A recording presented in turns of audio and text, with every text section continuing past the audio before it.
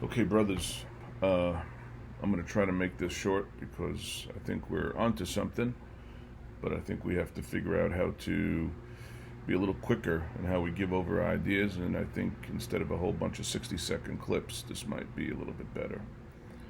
Um, Tim, Zeno, Laser, I think I'm the smallest of you, of the four of us, and I don't ever remember being a small guy, so. um,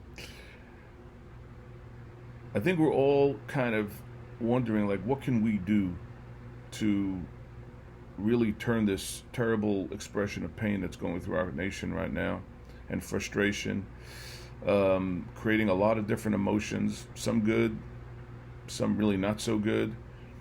And, what can we do to really give voice to so many people who don't feel like they have a voice at the moment? And for a lot of people don't, but we're the voice. We're our voice, and that's what this nation has always been about. This nation has always been about self-determination, and we don't need a BLM. We don't need a movement. We don't need a WLM, an ALM. We don't need movements necessarily, because we are our own man. We are all created in the image of God, before God, and that's what makes this country so incredible. I want to hone in on one point. I think it touches a lot on what Laser and Tim said, which is this is a great nation.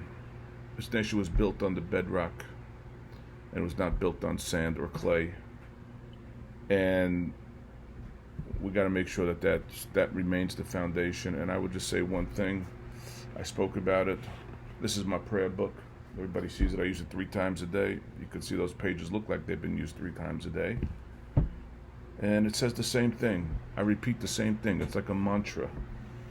You know what it says? It just, in the first thing I wake up in the morning, Modani, I declare, I thank the Lord for returning my soul.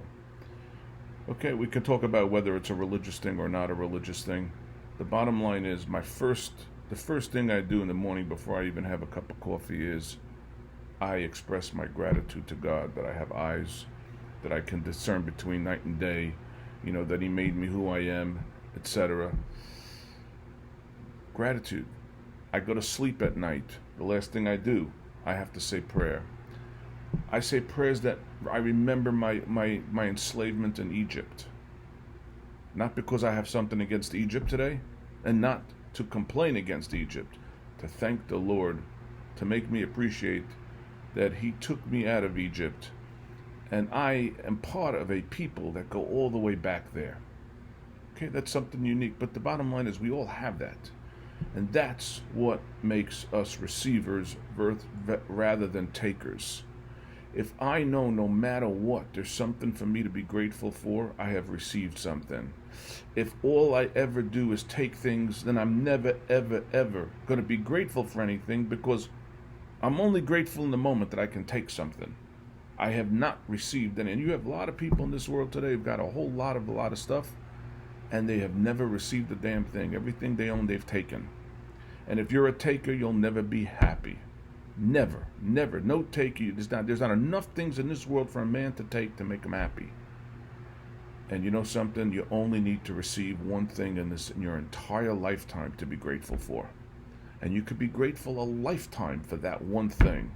And that's the most practical thing that we can reintroduce into this country. It's why kids would stand up and say the national anthem, the national anthem, and declare their allegiance in the morning in schools, and have moments of prayer. We've taken all this stuff away from our kids. We've taken all this stuff away from ourselves in many ways.